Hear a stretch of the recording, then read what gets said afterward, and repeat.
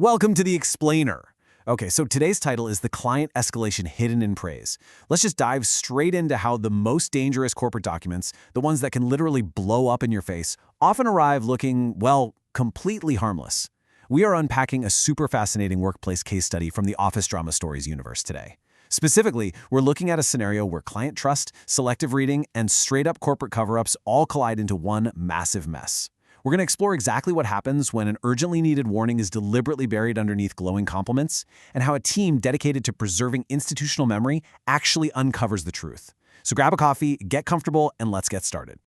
We've got to begin by introducing the core mystery of our story, perfectly captured in this really powerful quote from strategy lead Maya Carter. The dangerous documents never look dangerous first. I mean, just picture the scene, right?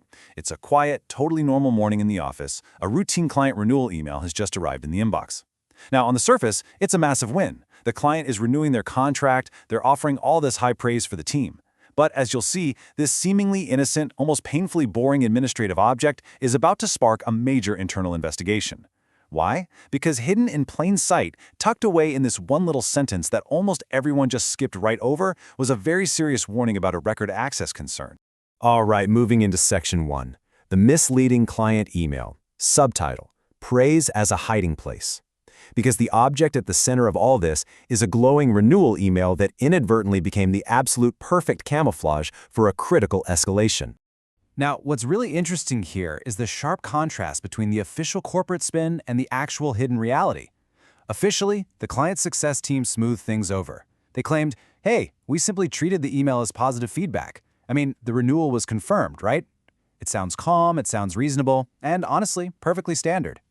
But the hidden reality tells a totally different story. Old habits of selective reading and trying to preserve good optics were actively masking a really serious client warning about unauthorized access. Actually, think about that for a second. They were essentially using the good news as a giant rug to sweep the bad news under. Which brings us to Section 2, reading the fine print, and honestly the fine art of asking inconvenient questions. Enter Sophia Lane. She's a new employee who hasn't quite yet been trained by the corporate culture to just gloss over standard fine print. Let's look at exactly what Sophia analyzed, because this is where it gets good.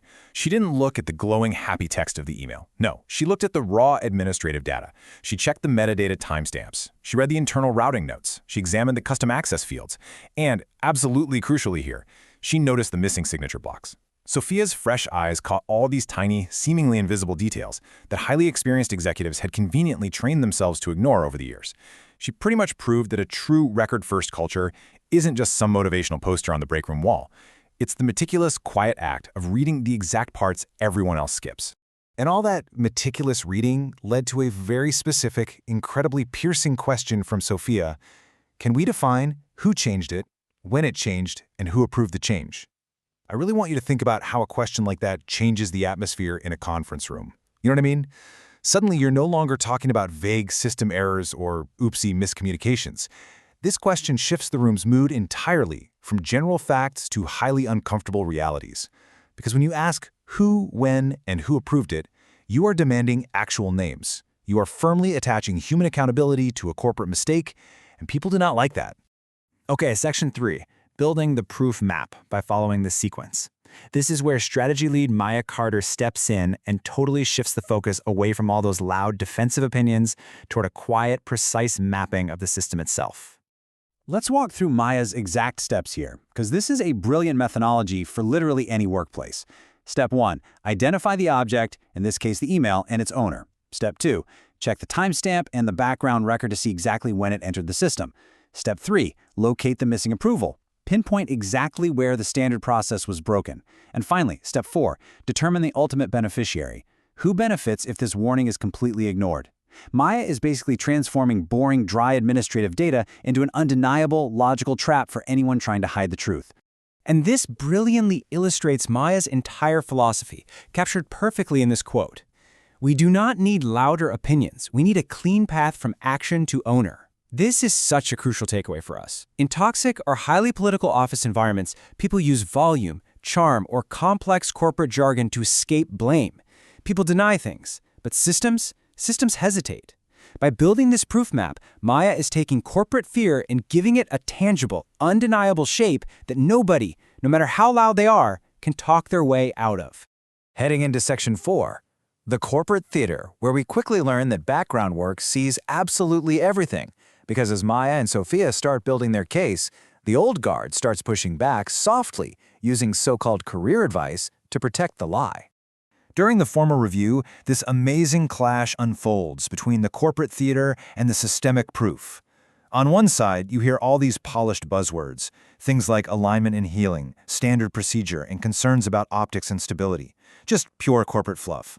But on the other side, support staff, specifically Executive Assistant Nina and IT Audit Specialist Jordan, they counter with cold, hard records, calendar exports, room booking records, raw IT access logs. They prove, without a shadow of a doubt, that the invisible background work of a company actually sees and records absolutely everything. You can't out-talk a server log. As the theater continues and the executives desperately try to soften the verbs and rename their choices, analyst Aisha Morgan steps up with a mic-drop question. Who benefits if this stays classified as a harmless error? She asks the exact question that the senior people were avoiding at all costs. Aisha knows the room is trying to shift from hard facts to soft feelings, which, by the way, is exactly where toxic culture loves to hide. Her question just cuts right through all the corporate theater and forces real, tangible accountability back onto the table. So Section 5, revealing the cover-up and the discovery of the missing line. This is the climax where Maya takes the irrefutable evidence and places it right beside the official excuse until the whole story just collapses. The crucial point here is this exact life cycle, mapped out step by step. Look at this timeline. On day 1, the client sends the email with a hidden warning. Day 2, it is received by the client success team. But notice day 4, the escalation line. The actual serious risk warning is deliberately scrubbed and removed from the document. And then, on day 5, a completely sanitized, shiny, happy summary is presented to the board of directors. The critical client escalation was intentionally erased before the board ever laid eyes on it, all completely hidden under the guise of positive feedback. Unbelievable, right? I want to anchor on this really powerful realization for a moment.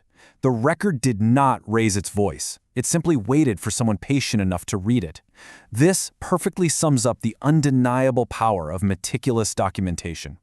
The truth wasn't found through some dramatic shouting match in a hallway or a cinematic computer hack. No, it was found simply because someone sat down, looked past the praise, and patiently read the raw sequence of events. Which brings us to our final section, writing the systemic fix and actually repairing the system. Because Maya flatly refuses a quiet private fix, demanding instead a solution baked into the very workflow of the company.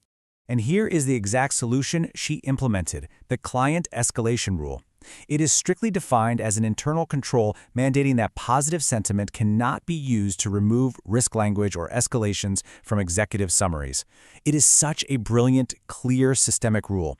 By writing this directly into the formal procedure, Maya ensures that this specific vulnerability, using a nice compliment to erase a glaring warning, can literally never be exploited by bad actors again. It outlasts the people currently in the room. Maya's entire approach to solving this crisis is summed up in this incredible piece of advice. Do not quietly fix what can publicly teach. Real corporate repair must leave footprints. If you just sweep a near miss under the rug to save face, the culture doesn't learn anything, and the system definitely doesn't improve. By making the fix public and systemic, you turn a toxic event into a permanent shield, one that protects the company and empowers future employees, like Sophia, to continue speaking the truth. All of this brings us to the central, vital lesson of this entire explainer. Praise does not cancel a warning. Sometimes a client wraps a warning in compliments precisely because they still want to trust you, which actually makes that warning even more urgent to address. So, I want to leave you with a provocative thought today. Think about your own workplace. How often are polite words, positive feedback, or glowing performance reviews used to quietly mask urgent systemic issues?